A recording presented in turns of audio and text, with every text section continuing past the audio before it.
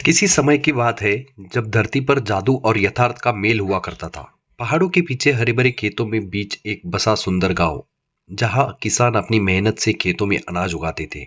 उसमें एक था रामू। रामू किसान एक ईमानदार और मेहनती और सच्चे दिल का इंसान था। रामू हर वक्त गांव के भलाई की सोचता था। उसका सपना था कि गांव के सभी लोग खुशहाल जिंदगी जिए और किसी को भूखा ना सोना पड़े। लेकिन कई साल से गांव में सूखा पड़ रहा था। फसल अच्छी नहीं आ रही थी। इससे रामू बहुत चिंतित था। एक दिन रामू अपने सूखे खेतों को देखकर दुखी हो रहा था।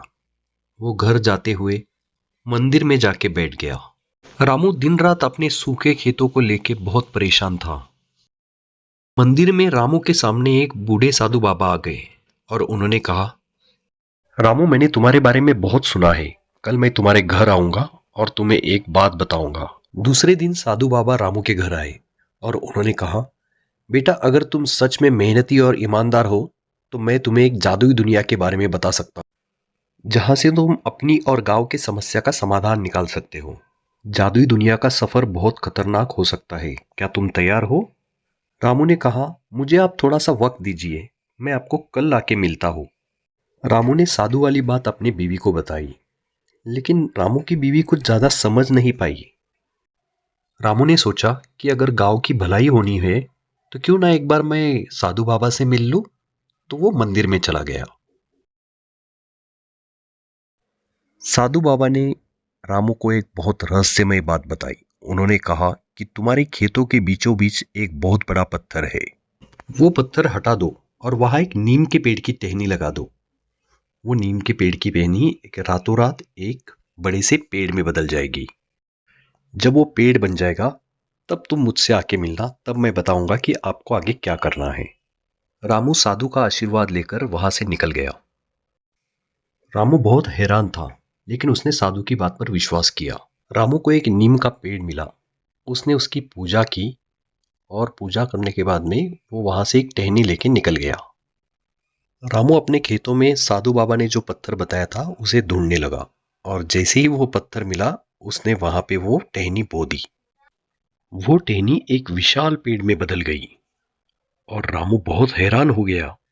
रामू ने उस पेड़ को नमन करते हुए कहा कि हमारे खेतों में पानी दीजिए, बारिश दीजिए। तभी आकाश में गड़गड़ाहट हुई और जोरदार बारिश शुरू हो गई। लेकिन ये क्या, सिर्फ रामू के खेतों में बारिश हुई? रामू ने ये बात साधु बाबा को बताई। साधु बाबा को बहुत गुस्सा आया। उन्होंने कहा, मैंने तुमको कहा था कि जैसे ही पेड़ बड़ा हो जाए तुम मेरे पास आना, लेकिन तुमने अपने लिए कुछ मांग लिया। ये बहुत बुरा किया। रामू ने कहा, साधु बाबा, मुझे माफ कर दो। इसके आगे आप जो कहेंगे वही मैं करूंगा। साधु बाबा ने कहा कि अब मैं जो कहूंगा वो ध्यान से सुनो। तुम्हें उस जादुई पेड़ के अंदर जाना है। अंदर जाने का रास्ता बिल्कुल सामने होगा। तुमको उस पेड़ के अंदर उस पेड़ की एक टहनी लेके जानी होगी, और याद रखना, वो टहनी तुम्हारे साथ होनी चाहिए। जब तुम बाहर आओगे तो वो टहनी भी तुम्हारे साथ में बाहर आनी चाहिए। वहां तुम्हें 3 सवाल पूछे जाएंगे। उन तीनों सवालों का तुम्हें जवाब देना है, और अगर तुम उस जवाब देने में कामयाब हो गए तो तुम्हें एक सुनहरा पेड़ मिलेगा। वो सुनहरा पेड़ तुम्हारी हर इच्छा पूरी करेगा। रामू वहां से निकल गया और वो अपनी बीवी से जाके मिला। उसने कहा कि मैं कुछ दिनों के लिए गांव जा रहा हूं, तुम अपने घर का और खेत का ख्याल रखना। दूसरी ओर रामू के खेत में बारिश की खबर पूरे गांव में फैल गई, और गांव का साहूकार बहुत चिढ़ गया और उसको कुछ शक हुआ। साहूकार ने गांव वालों से कहा कि रामू के ऊपर नजर रखनी होगी। वो जरूर कुछ ना कुछ काली जादू कर रहा है। खेत में रामू पेड़ से बात कर रहा था। उसने कहा, हे पेड़ राजा, कल मैं आपके अंदर जाऊंगा। मुझे गांव का भला करना है, कृपया आप मेरी सहायता करिए। रामू की बात एक चोर ने सुन ली और उसने भी जाके पेड़ से कुछ मांग लिया। हे पेड़ राजा, आज मैं साहूकार के घर में चोरी करने जा रहा हूँ। आप कृपया मुझे आशीर्वाद दी, मेरी चोरी सफल हो।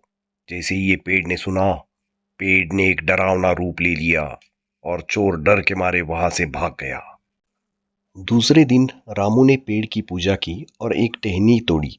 टहनी तोड़ने के बाद में उसने विनती की, हे पेट राजा, आप कृपया अपना द्वार खोलें, मुझे अंदर आने की अनुमति दे। जादुई पेड़ ने अपना दरवाजा खोल दिया और वहां से एक आवाज आई, जो सबकी भलाई चाहेगा वही अंदर आ पाएगा। ये सब एक चोर छुप छुप के देख रहा था। जैसे ही रामू अंदर गया, जादुई पेड़ ने अपना द्वार बंद कर दिया। चोर ने साहूकार को देखी सुनी सब बता दी और वो राज भी बता दिया। साहूकार को रामू से जलन होने लगी और उसे फंसाने की साहूकार ने एक योजना बनाई।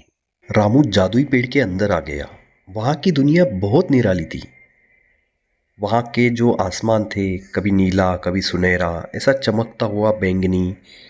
वहां के पेड़ सिर्फ हरे नहीं थे, बल्कि कुछ पेड़ में क्रिस्टल बने हुए थे जो सूरज की तरह रोशनी दे रहे थे, इंद्रधनुष्य के रंगों से चमकते थे। तभी रामू को कुछ सुनाई दिया और रामू वहां पे रुक गया।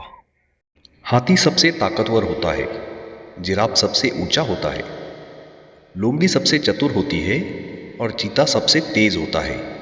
तो बताओ, जंगल का राजा शेर क्यों है? शेर की दहाड़ इतनी तीव्र होती है कि वो कई मीलों तक सुनाई देती है और ये दहाड़ शाही दर्जे में योगदान देती है। शेर किसी दूसरे जानवर से नहीं डरता। शेर का साहस, खुद पे यकीन और शेर की जिंदगी जीने का नजरिया उसे जंगल का राजा बनाता है। तुम्हारे जवाब से मैं खुश हुआ। तुम आगे जा सकते हो। रामू आगे की ओर चल पड़ा। आगे आकर रामू को और एक दूसरा सवाल सुनाई पड़ा। वो कौन सी चीज है जो जिंदा हो तो उसे दफना दिया जाता है और मर जाए तो बाहर निकाला जाता है? रामू ने थोड़ा सोचा और फिर जवाब दिया, पौधा। पौधा अगर जिंदा होता है तो हम उसे दफना देते हैं और अगर मर जाता है तो हम उसे बाहर निकाल लेते हैं। तभी आवाज आई, तुम्हारा जवाब सही है, अब तुम आगे की ओर जा सकते हो। रामू वहां से निकला और उसने अपने आप को एक जादू के घर में पाया। रामू डर गया। तभी वहां से एक आवाज आई, बोल नहीं पाती हूं मैं और सुन नहीं पाती, बिना आंखों के हूं अंधी पर सबको राह दिखाती हूं, बताओ मैं कौन हूं? रामू ने सोच समझकर जवाब दिया, तुम हो एक किताब जो सबको राह दिखाती है। बहुत खूब रामू, तुमने तीनों सवालों के बहुत अच्छी तरीके से जवाब दिए। जाओ, सुवर्ण पेड़ तुम्हारा इंतजार कर रहा है। रामू वहां से निकल गया। रामू खुशी के मारे फूले नहीं समा रहा था। वो दौड़ता हुआ सुवर्ण पेड़ की ओर जाने लगा। रामू को सुवर्ण पेड़ दिखाई दिया और वो दौड़ता हुआ वहां जाके बैठ गया। आओ रामू, बैठो मेरे पास।